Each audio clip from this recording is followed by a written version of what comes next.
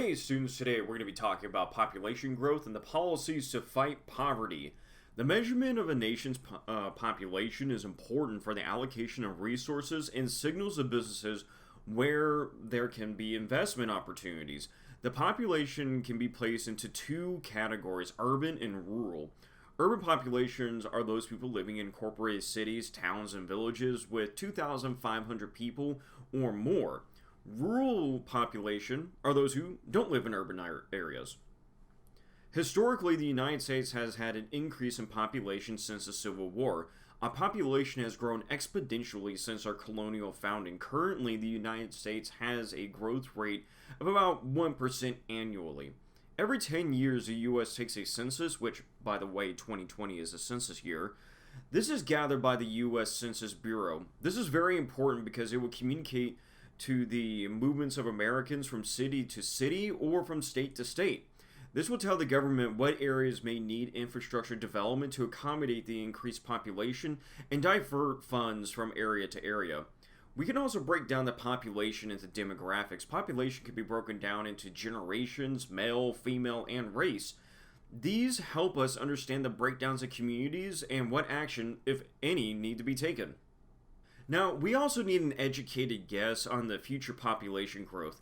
The three factors that help us determine future growth are fertility rates, life expectancy, and net immigration. The fertility rate tells us the number of births that 1,000 women are expected to undergo in their lifetime. This translates to that if the rate is 2%, that there will be 2 births per woman. This is, of course, ensures that we have a nation in the future.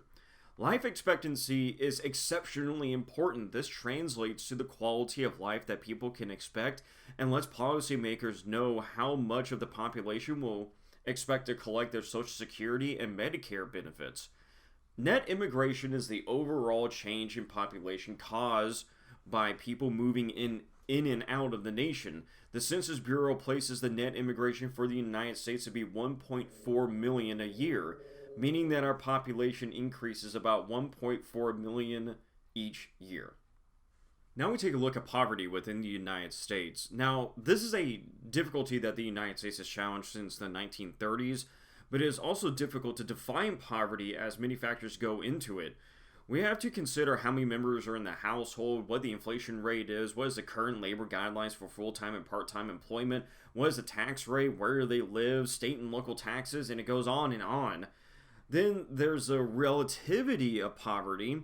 Poverty in the United States may look like a rich man's life in another nation. In the United States, we measure whether someone is living in poverty with the poverty threshold.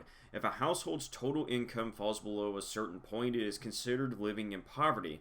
Now, because of the factors that go into poverty, the government and various agencies have the poverty guidelines to evaluate households. The gap between those that earn low income and those that earn very high income is called income inequality. Now, as with many things in economics, this is where opinions begin to diverge. According to your book, there are many factors that go into income inequality. The uneven amount of wealth people hold, taxation, and the decline of unions are some. We'll talk more about those factors the next time that we are together.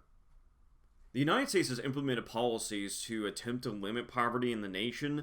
The primary policies that the United States has used are assistance programs that we summarize into welfare.